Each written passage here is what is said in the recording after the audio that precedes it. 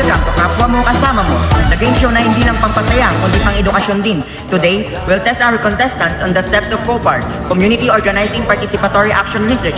Ready na ba kayo? Tara! Okay, we are here today para kilalanin natin ang mga COPAR Kings. Tara! Hello, ako si Maxim, handang makipagkapit P6 sa komunidad. Ako si John Cole, the Province Sorbo of Calgro. Ako si Benjer, ready to empower the people. Ako si Jiro, laging kasama sa plan. Hello, ako si Ryan, tagapagpatuloy ng pagbabago.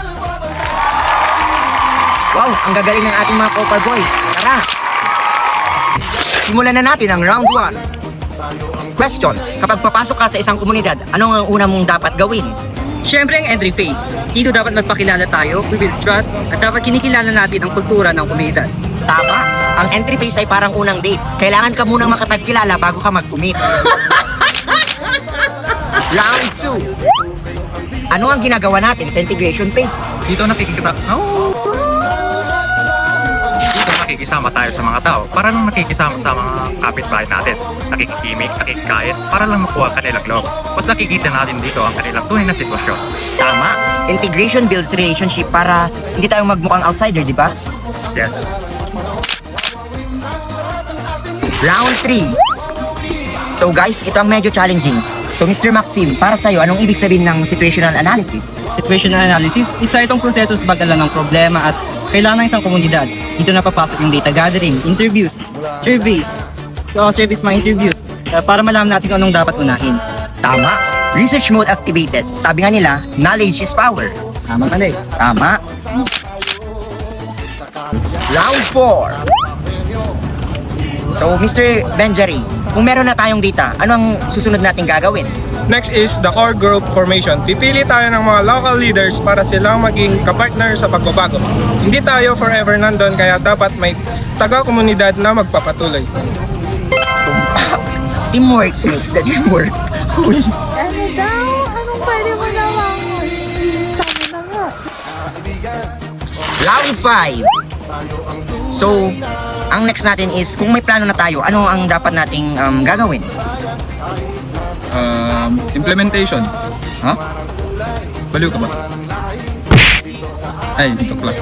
Sa implementation, dito na yung action, health programs, yung mga livelihood projects, seminars, lahat na ng plinano ng core group, ginagawa na.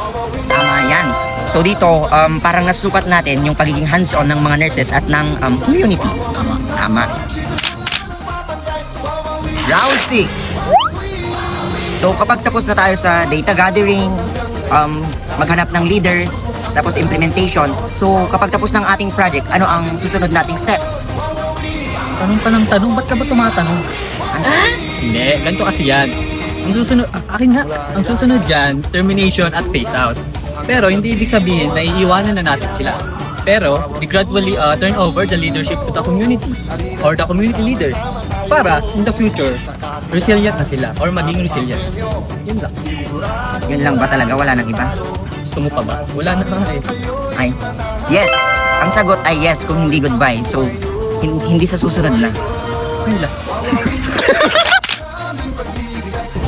Round 7. So, ang question natin dito is, sa round 7, so kapag tapos na ang lahat ng gagawin natin, ano ang next natin gawin para hindi masayang effort ng mga tao? Sustainability!